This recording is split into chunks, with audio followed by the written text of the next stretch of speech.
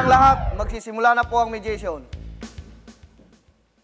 Ang nais ko lang mapakinggan ay pawang katotohanan, buong katotohanan, walang labis, walang kulang.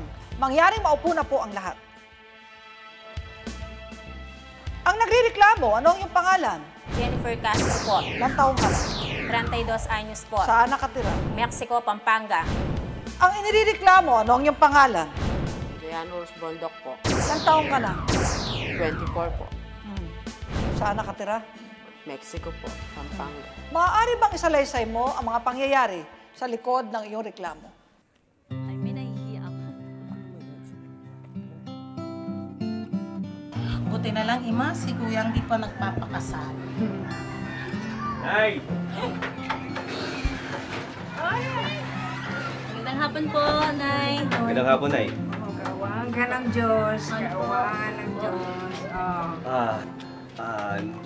Nay, may gusto sana kaming sabihin ni Jennifer sa inyo eh. Gusto na po sana na kami magpakasal. Ha? Biglang-bigla naman yan tayo. Sigurado ka na ba dyan?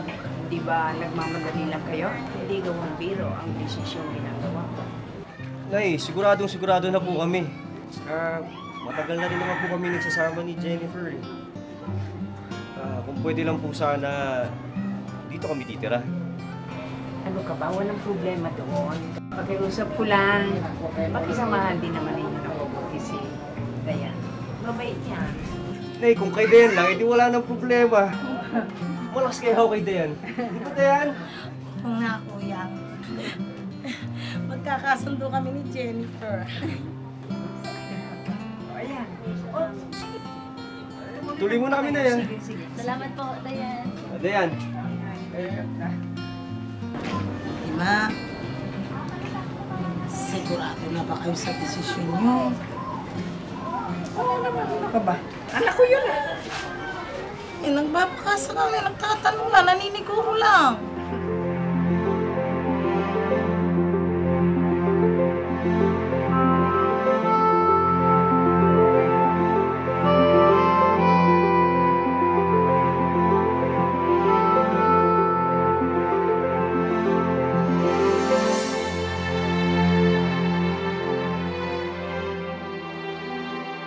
Nay! Ako na po dyan. Ako na po. Opo, magpahinga na kayo, Nay. Ay, salamat anak. Ang totoo. Napapagod na ako. Ay, Nay, Dali, Nay, panggastos, Nay, dito sa bahay. Eh, sumahod po kagabi si Jaime. Pasensya nyo na yan, Nay, Big lang yan. Maraming salamat. Ang totoo, nahihiya nga ako sa inyo eh. Kayo na ang gumagastos dito sa loob ng bahay. Halos lahat. Eh, binibigyan pa niyo ako ng pera. Okay lang po, okay lang po. Mahal, mukhang pipit na talaga tayo sa pera dito. Nababaon na tayo sa utang. Bago yung mga bata, naglalakihan na. 4 na silang pinapaaral natin ngayon. Hindi na talaga sasapat yung kinikita ko sa construction.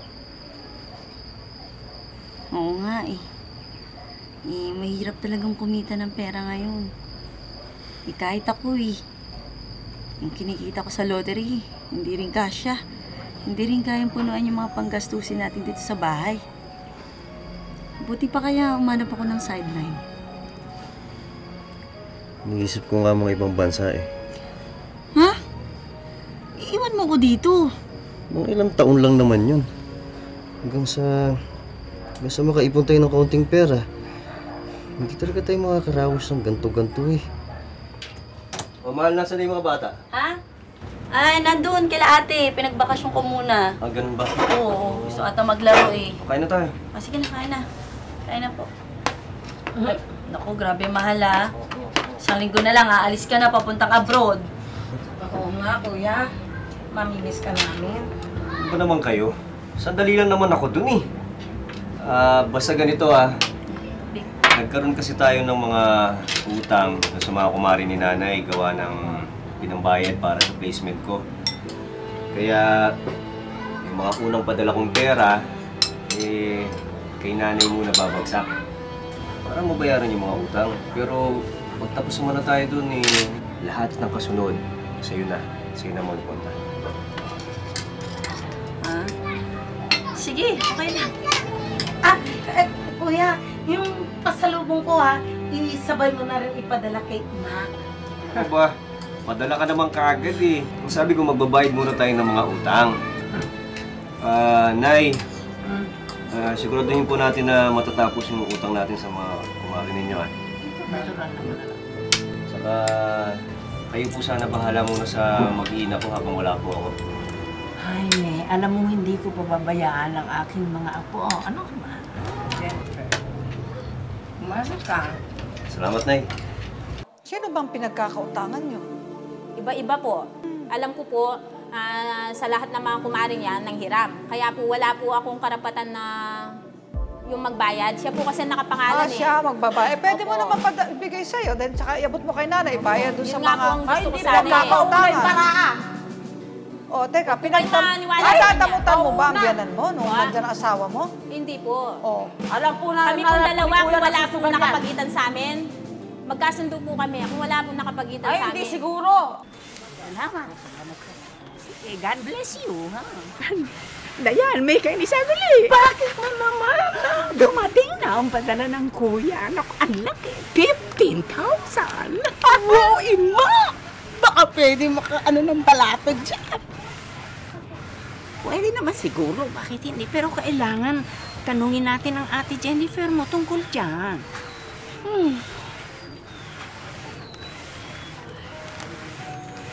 Ima!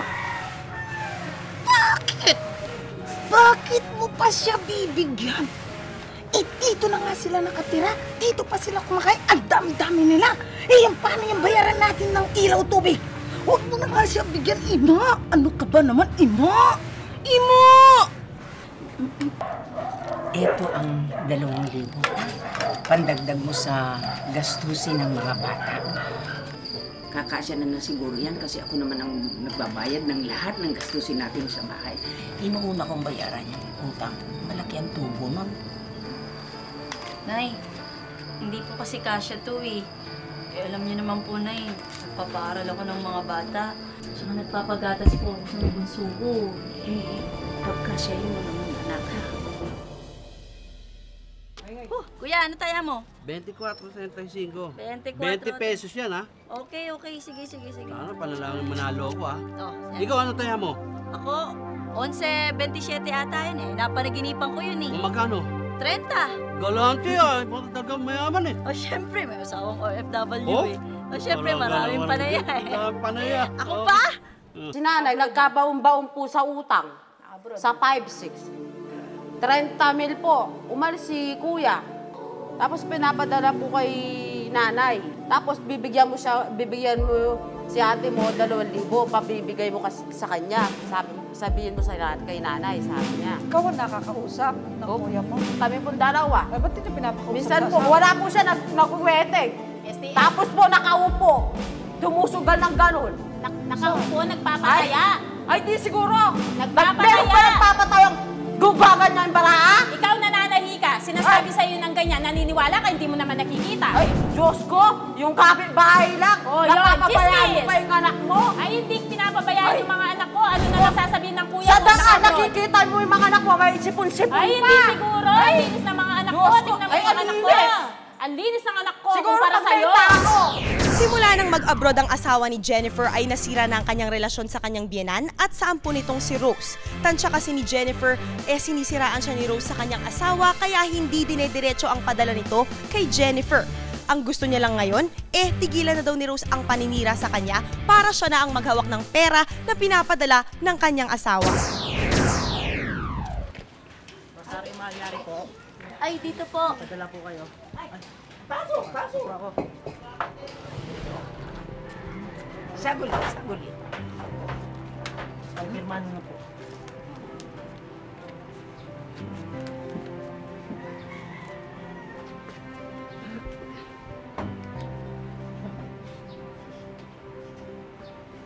Ayan.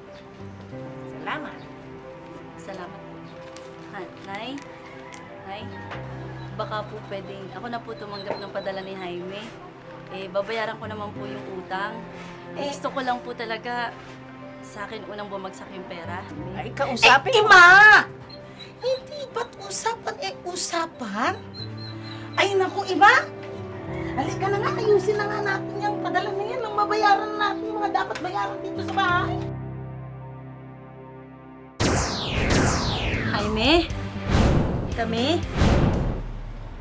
Oo, wala naman kaming problema dito. Kakasundo nga kami dito eh.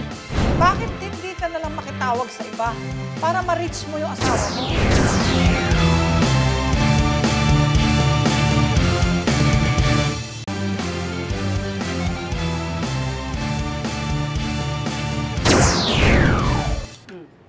Hingi po sana ako ng pandagdag dun sa 2,000 bang binigay niyo sa akin. Kasi po, nagigipit po ako dun sa mga bata, yung gastusin po eh. Pero yung utang na... Gipit? Paano hindi magigipit? Lakas-lakas yung tumaya sa wedding. Anong wedding, Dayan? Huwag kang manira, Dayan! Ang kapal na mukha mo ah. Hoy, ate. Tama na yan. Nasa harap kayo ng pagkain. Kitang-kita ko, maraming nakakakita. Tama na yan. Nasa harap kayo ng pagkain. Huwag kang manira, Dayan! Pinagkakalat mo nga dyan sa labasan na nasa harap si kuya! Ano pinagsasabi mo, ha? Hindi ako nagsusugal, Dayan! Wala nga akong pera, paano pa ako magsusugal? Tama na yan. Dayan, Jennifer. naninira ka eh! Naninira ka Hindi na! ako nagbibintang, hindi ako naninira! Ako kumikita lang ako sa pag-uwete! Hindi! Kaya ako, nagmamalasakit lang ako kay Papa. Tama na yan! Kaya ka hindi pinagmalasakit sa kanya yung tuwag na sa... Manahimik ka! Sinusugal mo, sinanay Hindi ako pinapadala mo. nagsusugal kahit na pumunta pa si Atty. sa lugar natin. Saguli. Nanumburi mo. Ba? Nanumburi mo. Ang ulam ko, padala sa akin ng asawa ko yung kinikita niya. Tapos, tutulungan ko naman po si nanay eh. Ako na lang pong magbabayad ng lahat-lahat. Pagkain, ilaw, tubig, pati po pagkain ni nanay. Total, magkasama naman po kami sa bahay Ay, bakit hindi mo tawagan ang asawa mo? Kausapin mo nga. Kasi po, kada po tumatawag ako, nasa kanila yung cellphone eh. Hindi ko naman po hawak yung cellphone eh. Wala ka mag-cellphone? Wala po. Kada po kasi nagpapadala yung asawa ko, tumatawag. Sa kanila po tumatawag, hindi pinibigay sa akin eh. yung nasa kanya. Hindi, nasa inyo. Nasa kanya. Telephone number nga ng asawa ko, hindi ko alam eh. Hello? Hello? Anak? Kumusta ka dyan? Ha? Hindi, okay. Sa hawa ng Diyos, mabuti naman kami rito. Huwag kang mag-alala. Kunti na lang inaasikaso namin dito ang utang natin. At malulusog ang mga bata, okay naman sila. Si Jennifer. Naririto siya sa tabi ko. Sige, sandali lang ha. Ima. Kuya! Naku, I miss you. Naku, ang daya-daya mo, kuya, ha? Yung Hems t-shirt na sinabi ko sa'yo, wala ka pa rin pinapadala dito kay Ima. Ha? Si ate? Oo, andito.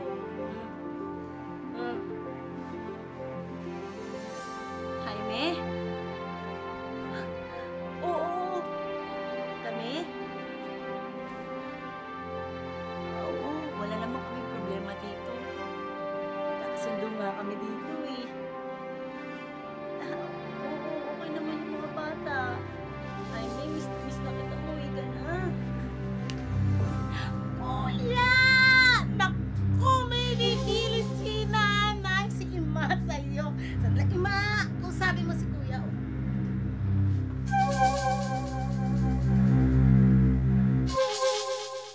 Kung buo ang pagtitiwala ng asawa mo sa'yo, siya yung magpapadala.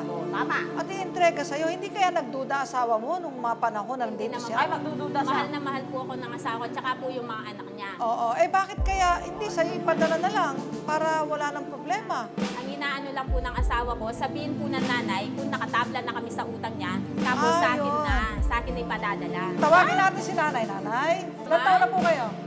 71 po. Nanay, magkano pa po yung natitirang utang na babayaran?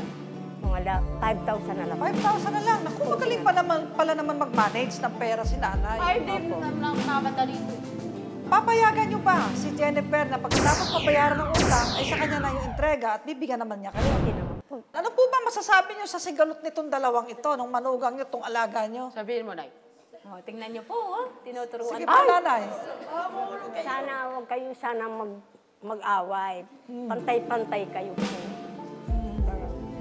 Eh, siya po eh. O, Dapat ikaw po rin. tutusin, respetuhin niya po ako eh. Oo nga, nalas nga, Sa- respeto ko sa atin Okay, mo. Nay, meron po ba kayong hinanakit kay Jennifer? Wala naman po. Ah, wala. Mabait Mabait naman yan. siyang mabait. Una, dali ko, Oh, tingnan mo na. Ah, Nay. Oh, ano nga yan? Oh, Nanay. ano ngayon? Nay, minumura po ba kayo ni Jennifer? Yan, mabait yan. Ah, mabait. Mabait yung manugang ko yan. Sabi mo na minumura ni Jennifer. Ay, minura niya po. Mahal. Ay, sabihin mo kasi. Huwag mo nang takutin!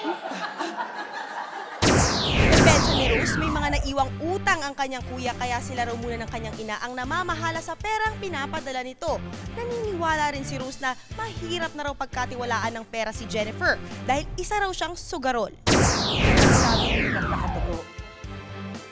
Tanggapin mo wala kang karapatan sa maging sisitain ang kilala mong kapatid.